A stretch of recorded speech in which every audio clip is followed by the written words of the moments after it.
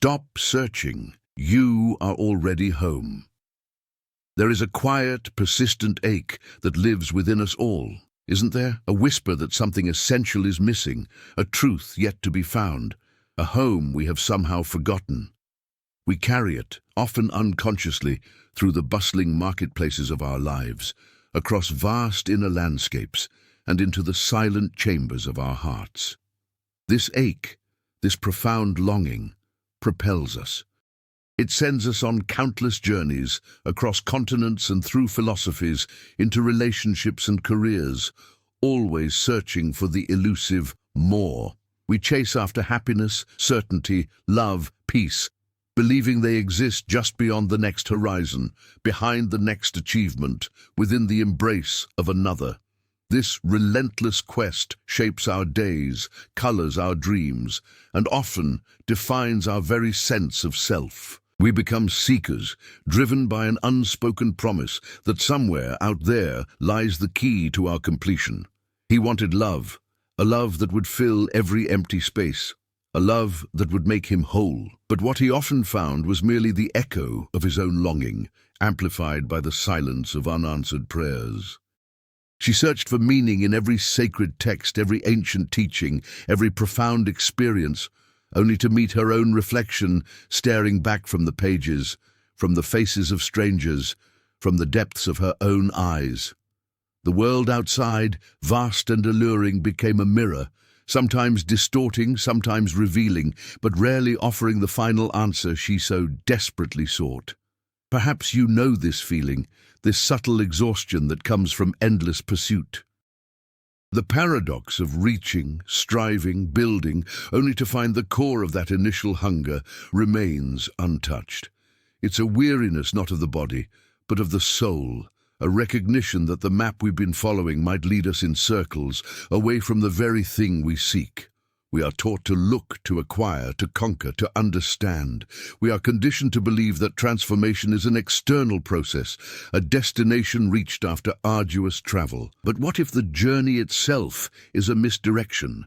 Not because the path is wrong, but because the starting point is misunderstood.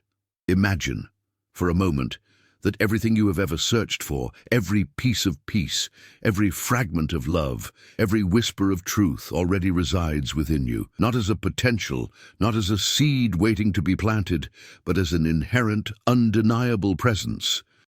What if the very act of searching, with its outward gaze and its relentless momentum, is what keeps us from recognizing the quiet, ever-present truth of our own being?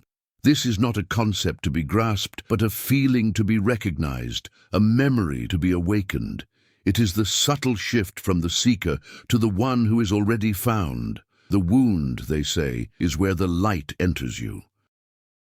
And perhaps the deepest wound is this pervasive sense of separation, the belief that we are somehow exiled from our true nature, from our authentic home. This yearning, this constant movement towards an imagined outside, creates a subtle barrier, a veil woven from our own desires and expectations. We build these structures layer by layer in our pursuit of something we believe we lack. But what if the light, the home, the wholeness has been here all along, obscured only by the very intensity of our outward gaze? This reflection invites us to pause, to breathe, and to consider a different kind of journey, one not of acquisition, but of remembrance, a journey not to find, but to unveil. Indeed, the invitation is to recognize not a distant shore, but the very ground beneath your feet, a ground that has never shifted. This concept points to an inherent, unassailable core of being, a foundational tranquility that underpins all experience.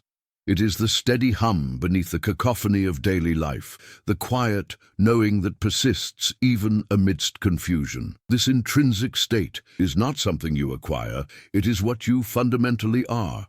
It represents an unconditional presence, a self-sufficient wholeness that requires no external validation or augmentation.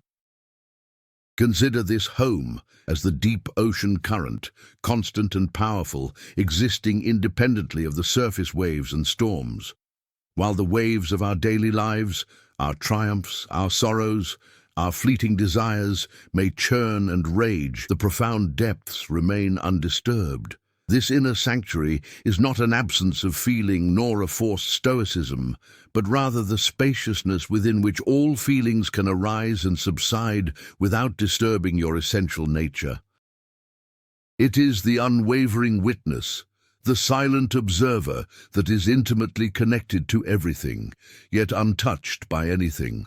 Furthermore, this core self is often obscured not by its absence, but by the sheer volume of our attention directed elsewhere. We are accustomed to defining ourselves by our roles, our possessions, our relationships, or our accomplishments.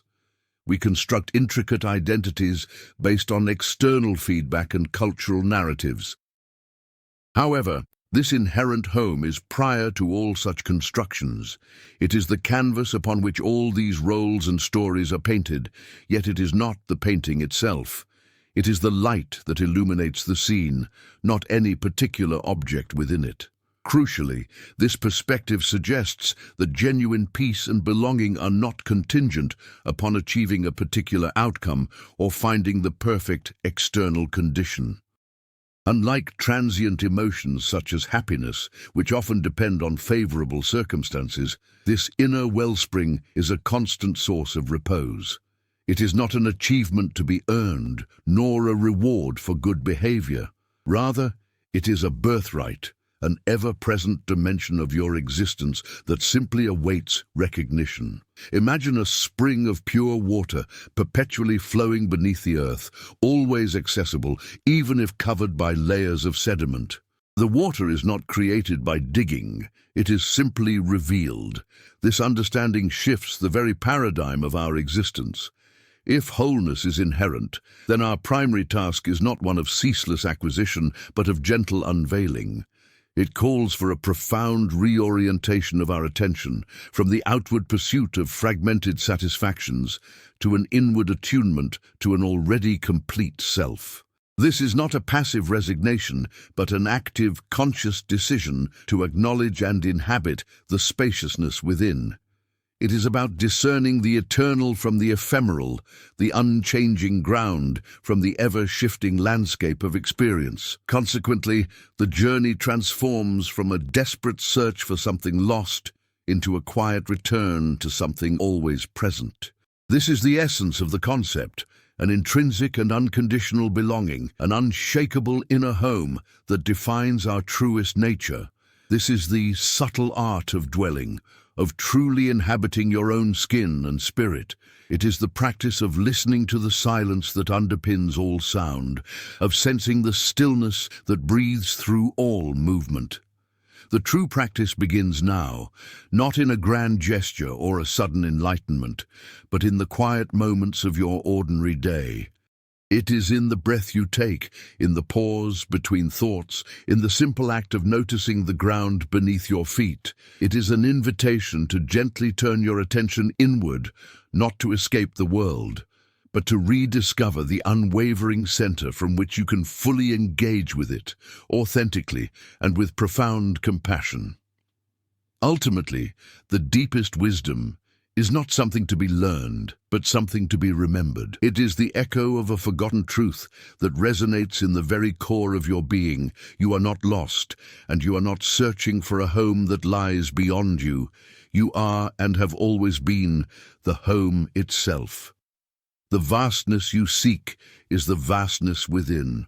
The love you crave is the love you are. The peace you long for is the peace that already resides, eternally and unconditionally, as the very essence of your existence. Stop searching. You are already here. You are already whole. And in that quiet recognition, a profound and lasting peace unfolds, not as an achievement, but as a gentle homecoming.